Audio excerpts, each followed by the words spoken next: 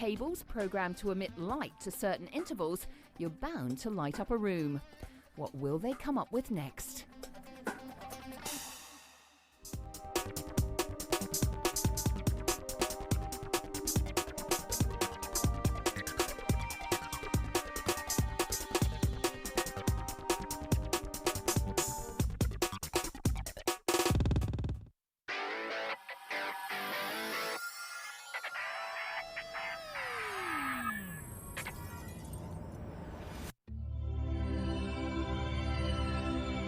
Next.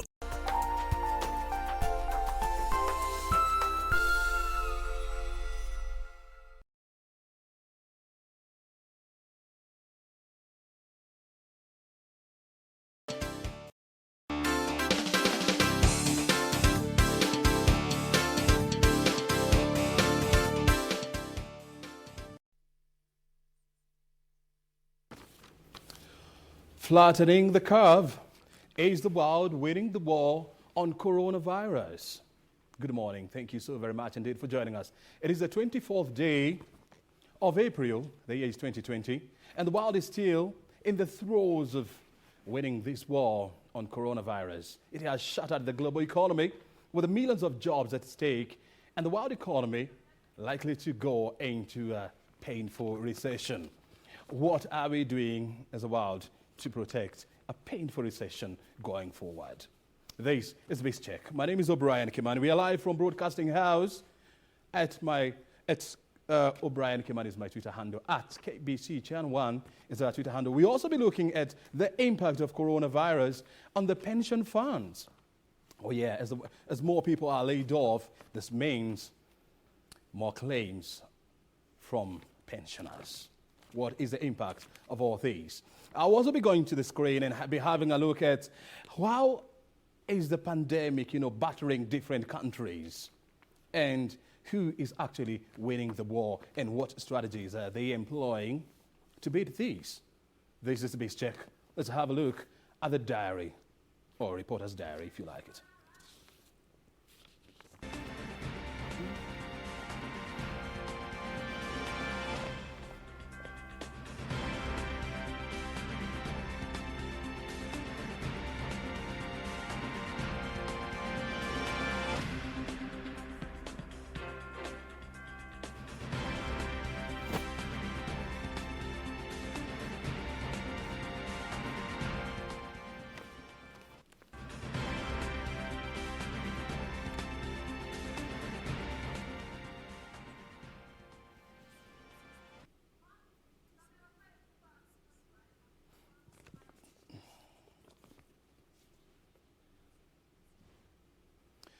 And the clarion call for winning the war on coronavirus is still very simple and clear. Wash your hands regularly, avoid contact, and keep social distancing as well.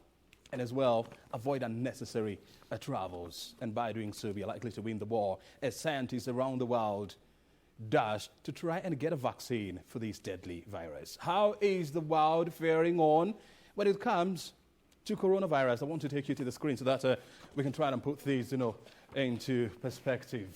Look here, the situation is actually getting worse. The number of infected people has jumped from 1.5 million a week ago to around 2.64 million people in the world, and the deaths are also rising pretty fast. 184,000 people, 280 have actually succumbed to this deadly virus. The beautiful story is the number of recoveries has also gone up. 722,622 people have actually recovered from this disease. And active cases, in mild condition, you would say about 1.7 million people, which is about 97% of all the people who are infected are currently in a mild condition. Serious, or what you would say the critical condition, you would say that about 60,000 people, which is about 3% of those who are infected, are considered to be in critical condition. And the number of closed cases, this is very interesting here. I told you we have about 1 million people whose cases have been closed. 722,000 cases, which is about 80,000, have been discharged from hospital, and 184, unfortunately, have succumbed to this disease. Let's have a look at how countries are faring on. The United States appears to be the epicenter of this virus globally, with about 850,000 cases and about 47,000 deaths so far, and which with about a 22% increase in deaths in the last 1 week. And the number of recoveries also in the US is about 84,000, and active cases stands at 717. Spain is number 2 with about 208,000 cases, 21,000 deaths, and recoveries there are about 85,000 or 86, and so you still have about 100,000 people who are still being impacted by this disease. Let's go to Italy, which is number 3, and the most interesting thing is that in about a week ago, Italy, not actually a week, but a month ago, Italy was the epicenter of the coronavirus because of different strategies, one of them being the lockdown that they imposed, painful as it may to their economy. They have somehow managed to slow down the number of deaths and the number of infections as well, and that's why it's number 3 with 187,000 infections and 25,000 deaths. When it comes to deaths, Italy comes number 2 from the United States. Germany, interesting here, with 150,000 cases, it has reported 5,000 cases of deaths. And Italy is becoming a global model of how to deal with this pandemic. If I can give you a brief history of how they have managed to deal with this, when Italy or when Germany saw what was happening in China sometimes in February, it marshaled all its resources, health resources, from buying new equipment to, creating or building up new hospitals to deal with an upsurge in cases of infection. And that's how they have managed to do this. And of course, they managed to allocate a lot of resources, and they record doctors, who had retired or who were on leave because they were anticipating this pandemic, to batter the global economy. And so that's how they have managed actually to deal with this pandemic at this point. The UK is also another interesting case with 18,000 deaths and 133,000 infections. The most interesting thing was that, when the first case of coronavirus was reported in the UK, the government there decided to try something that we call the herd immunity program, whereby you allow people to get infected, and then slowly they become immune to this virus. But unfortunately, it never worked, and right now they have about 18,000 deaths. China, as we wind up, you have 82,798. This is where the first coronavirus case was reported, sometimes in November last year. And it has about 4,632, even though a lot of people are questioning these figures. But at this point, this would be considered to be the official figures. Let's have a look at Africa and how, Africa, we are dealing with this. But before we go there, let's now, first of all, get in touch with our reporter, Regina Manyara-Gitao. She's on standby with Water CS, and let's get to hear what discussion they want to have. Regina, if you can hear me.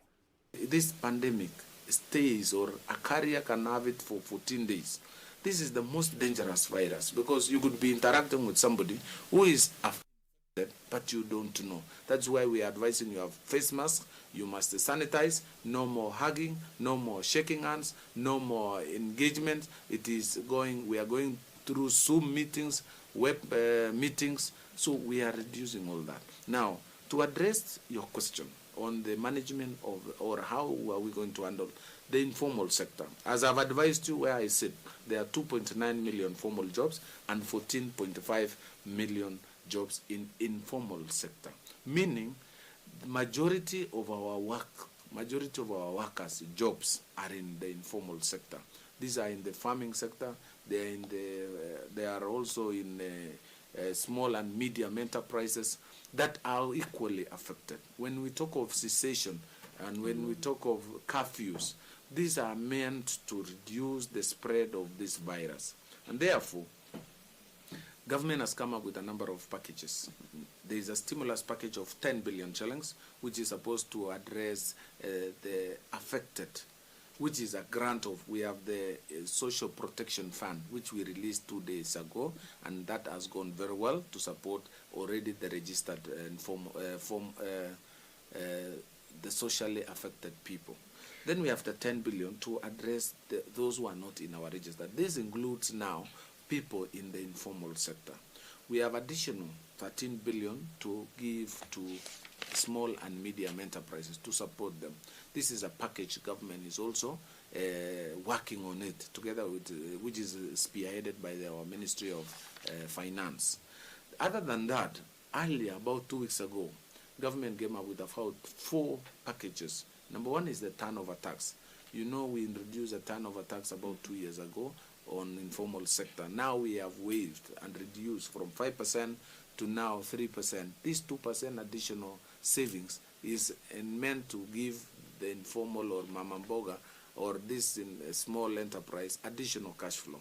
We have also said those who are earning 24,000 and below, and we have waived the pay as you earn. We have also reduced the VAT from 16% to 14%.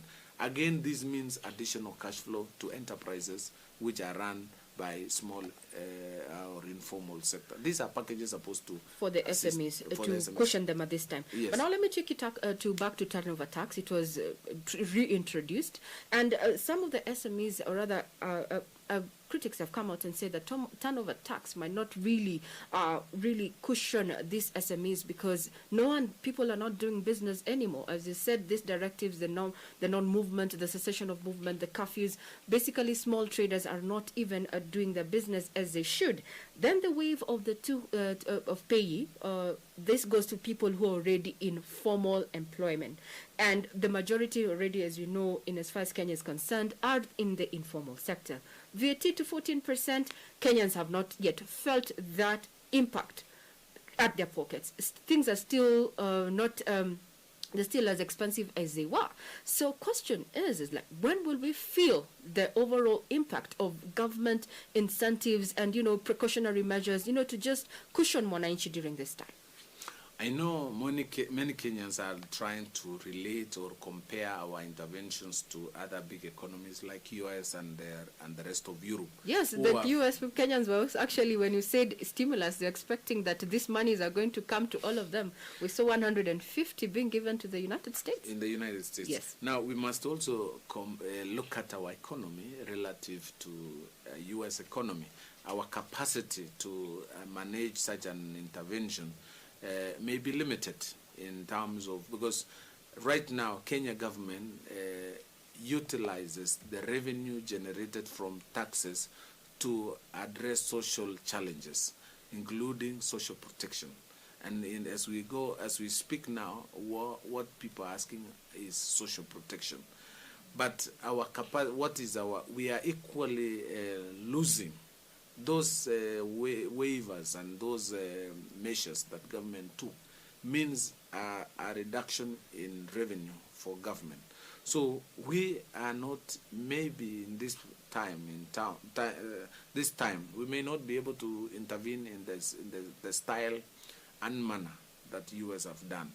But what we would want to say is we have, in a small way, supported or minimized the pain. The turnover tax are meant to cushion those who are doing something and they are filing returns, the registered enterprises who are employing 1, 2, 3 people who could be in informal sector. That now, instead of now paying 5%, you are now asked to pay 3%. We have also this VAT, every purchase that we make you are meant to pay 16%. Now we have reduced it to 16% from this sector, from this informal